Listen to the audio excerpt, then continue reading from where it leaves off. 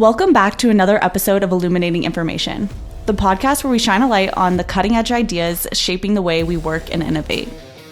Today, we're diving into a real-world public sector use case that shows how AI and enterprise search can improve decision-making, efficiency, and citizen services at scale. To explore this, I'm joined by Jordon Lucas, one of Mindbreeze's technical consultants, who works closely with a large transportation organization to help modernize how critical information is accessed and used across operations. We'll unpack the challenge they faced, how intelligent search and AI solved it, and what other organizations, public or private, can learn from this transformation. Let's jump into the conversation. Thank you so much, Jordon, for joining us today. It really means a lot that you're taking the time out of your busy schedule to talk to us about what you've been working on. Yeah, no problem. I'm excited.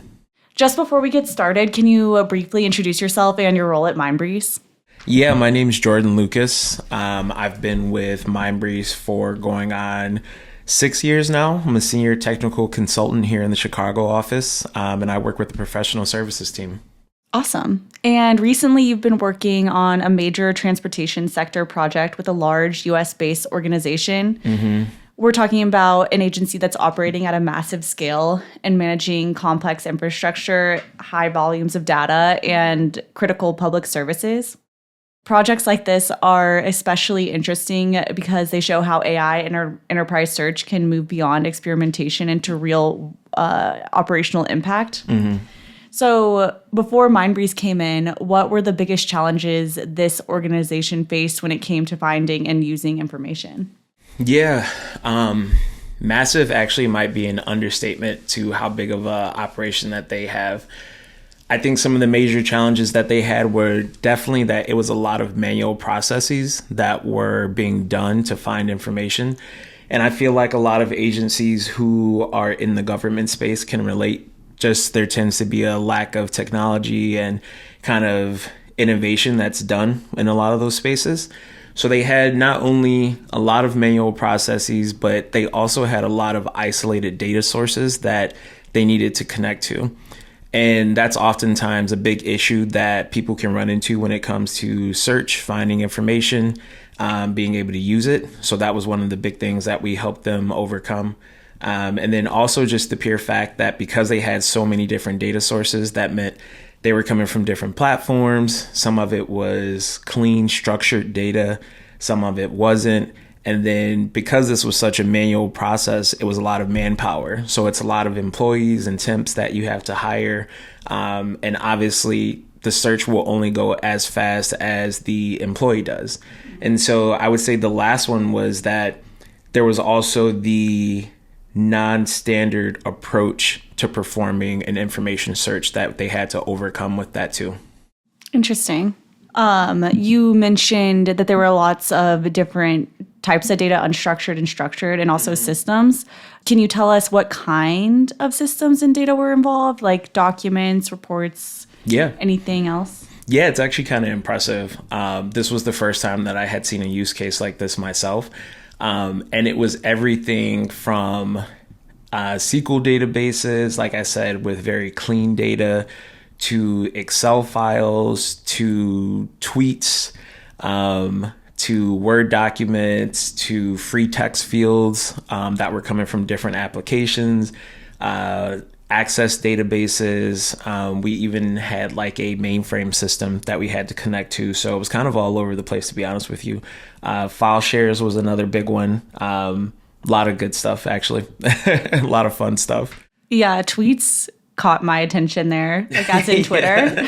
Yeah, there was definitely some, like I said, free text, and you can imagine how people will enter their information on Twitter or X now. Yeah. How did these information challenges impact employees and operations, or even the service they're providing? I would say from a operations perspective, right, it definitely slowed things down. Like I said, the use case was kind of a bigger workflow in terms of litigation, right? And so you could imagine that from a agency perspective, they want to get through this process as quickly as they can.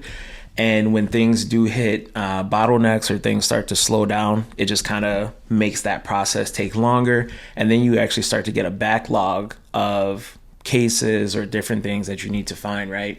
So the longer that it took someone to perform a manual search meant that you had more cases building up in your backlog, which meant that that was potentially more money that you had to spend out or lose out on. So in our case, it was definitely the biggest impact on like the actual organization itself. Mm-hmm.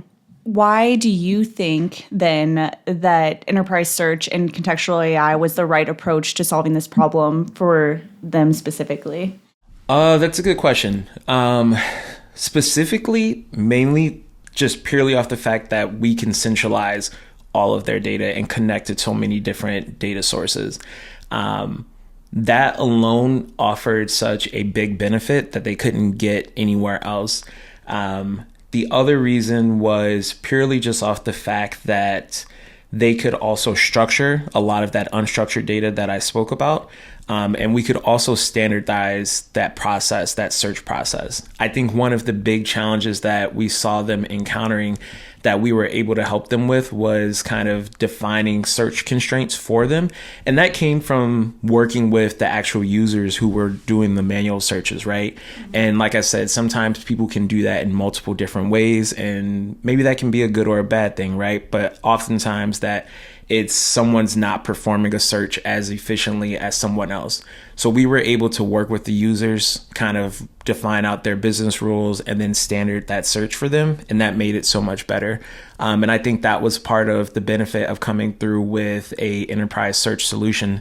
But then the other part that actually becomes really handy is now, because all of this data isn't siloed and isolated, we can actually allow other parts of the agency to utilize that data that maybe they didn't have access to before. Mm-hmm. That kind of answers a little bit of my next question, but could you go a little bit more in depth maybe with how the Mindbreeze solution looks like in practice, like how users interact with it day to day? Yeah. So from their side, it's kind of cool. You have these users who are typically used to having to go to 30 different applications or maybe 30 different departments to request information. And like I said, it was kind of all over the place, from SQL databases to file shares and things like that. Mm-hmm. Now we have a custom built application, or in our case, a Insight app that we built for them. And they can go in, they can put in their search terms, and it goes through all 30 of those data sources and pulls all of the information for them. The other thing that was actually really good is that with this use case, they had to generate a final document that kind of showed, hey, here's everything that I found in relation to my search. And that was something else that would take a lot of time. I think that process alone could take someone at least 3 days to maybe a week to get everything together. And we were able to automate that for them. And I think that's actually just one of the benefits of being able to work with a company like Mindbreeze is not only can we take care of handling the data, indexing it for you, giving you the capability to find information better, but then you also get an amazing professional services team that can oftentimes help you build some custom solutions on top of that and actually utilize the data better. Yeah, that's awesome. You being their professional service team, definitely would agree it's amazing. I would agree too.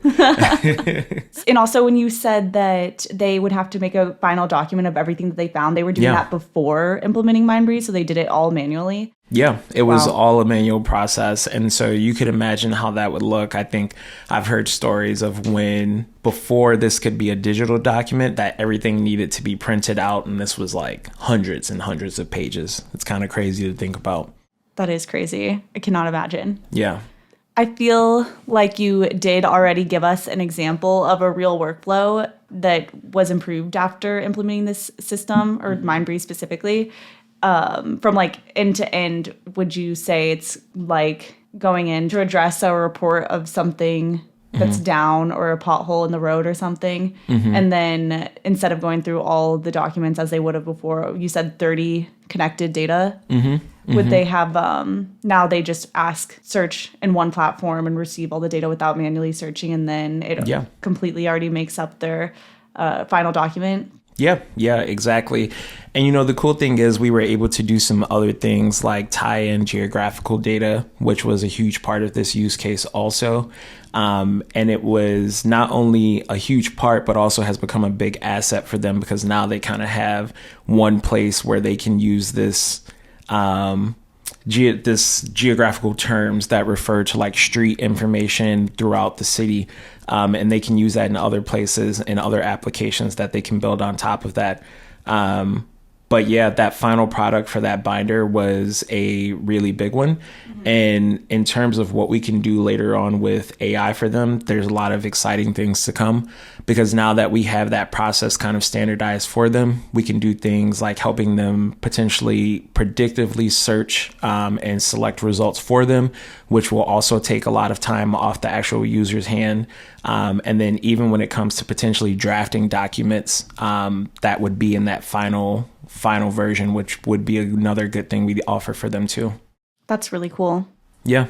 You've mentioned a lot about time saving as an improvement in this organization that you can see is measurable. Mm-hmm. Do you have any other examples of anything that was improved after implementing Mindbreeze from any feedback you've gotten from them? Yeah. I mean, I think because it is it's so funny now to talk back about this project because when you see what the final solution is, it seems so easy to think of, wow, this is a very quick process. But when you look at where we started, I think the beautiful part about what we do is that there were definitely some, let's say, raised eyebrows of if this was actually achievable because of how detailed of a process it is.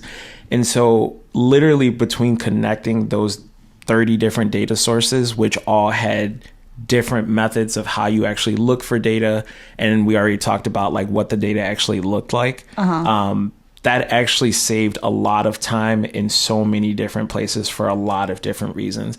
Just purely off the fact of if someone did find a result, there may be supplemental data or attachments or resources that are tied to that, and they would have to go out and retrieve that manually, and we've been able to automate that for them. And then not even to talk about like, the preceding processes that come along with this use case, but then also what comes after. There's a lot of different things that actually got sped up from an agency's perspective. Yeah, that makes sense. Mm-hmm. What would you say then was the biggest win so far for them as an organization? I would say the biggest win for sure was one, productivity, which has gone up so much, tremendously. I would say I can securely say it's been around tenfold of productivity that has increased. Wow. The other thing that I would say is now that they actually have the ability to use this data in other places too. Right. And not it, like we talked about, it being isolated. Mm-hmm. That was another big win for them. And just because of how long of a manual process this was, we're now at a place where they had a backlog of items that might have taken them, well, let's just say it was already kind of taking them years to get through it. Uh-huh. And right now we're helping them cut that out where they'll be done probably within the next year or two, maybe even less than that, to be honest with you. So that's amazing. Yeah. That is a big one.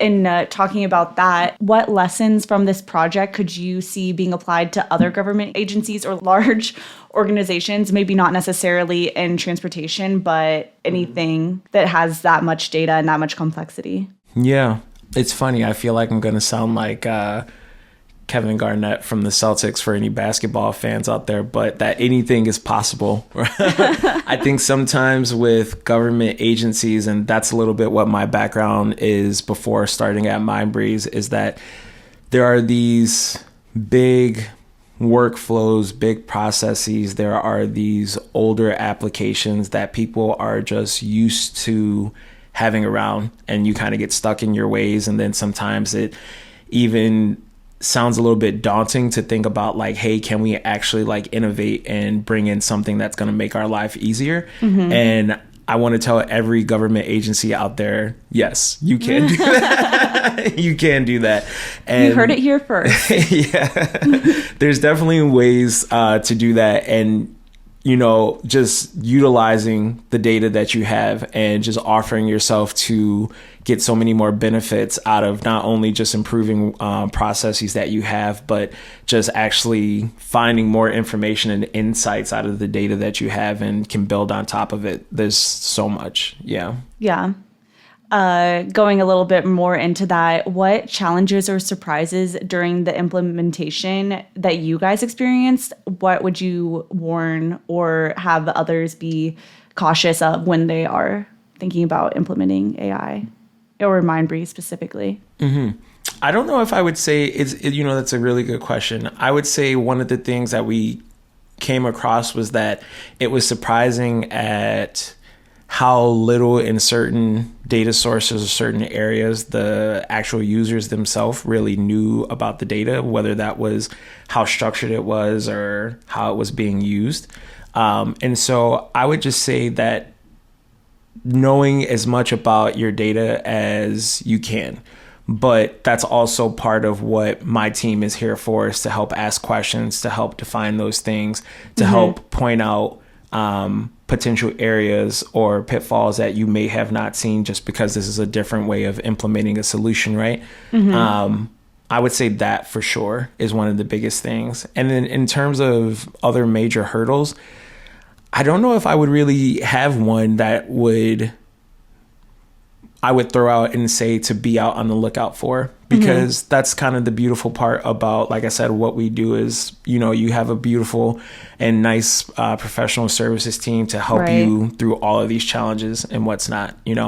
Our product can do a lot of great things. And I know for some people it may seem a little bit, complicated and intimidating, but that's actually why we have our professional services team to help out with situations like that. Right. And I think because Mindbreeze is so versatile that professional services has seen so much from not only this use case, but so many others and every single customer is going to have a little bit of a different situation because of their data sources and the way everything is set up for them before we get there. I think, you're right. It's hard to say one specific thing because it's just so contingent on the company itself. Yeah, exactly. Looking ahead, I know you said a little bit that you are working on potentially more with this organization, but how could you see this solution evolving further past what they're currently doing? Yeah. Like I said, we're looking to do some exciting things with them. Now that they have so much data indexed, it kind of gives other departments within the agency opportunities to utilize that data. So that means that we can help them build some more custom applications on top of it without having to worry about like the data isolation of, hey, I work in HR, but for some reason I need access to data over in operations for whatever reason, or vice versa, and then the next part at this point is now leaning into implementing more AI tools and agentic tools for them, which will be really exciting. Like I said, things like predictive selection for results, things like potentially training users on how to use the application, how to find certain metrics, how to find certain insights within their data. So that way they don't have to constantly reach out to a manager or a colleague for whatever it may be. Summarization, data extraction from different documents. A lot of times there are documents that don't have metadata that would be very useful for other reasons. And we're at a point where we can potentially do that extraction using an LLM, which would be really exciting. So there's a lot of different ways for us to go with them. That's awesome. What do you think excites you the most? Not necessarily with them specifically, but in general about the future of AI and intelligent search and infrastructure or public services? Yeah. You named off so many, but can you narrow it down to one? I would say, honestly, it's part of the reason that I got into tech is that I love to make people's lives easier.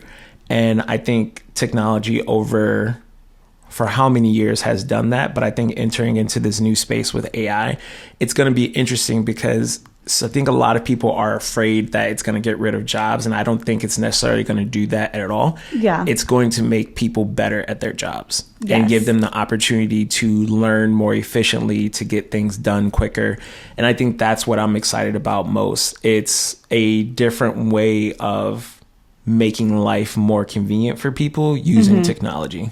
Yeah, I completely agree. And like Mindbreeze are one of our pillars. I feel like when we're going forward and talking about AI and how we're trying to implement it for companies, it's always hand in hand with human work. It's not like we're going to cut these people out. It's like we're going to hold hands and do this together and make things easier and more efficient. Yeah, so it's exciting. It is exciting. It's always something new. Yeah, for sure. That's what we love here. You know, nothing is too big of a challenge. Never. Well, I just want to thank you so much for joining us today and walking us through this use case. Yeah, of course. Yeah, thank you. This was great. I feel like I learned so much more already. And I hope everybody else can too. I'm glad. That's always the goal. Be sure to subscribe to Illuminating Information on your favorite podcast platform. If you have a question, topic you would like us to cover, or know someone who would make a great guest on this podcast, reach out to us on our website and let us know. Stay innovative, stay informed, and as always, keep illuminating information.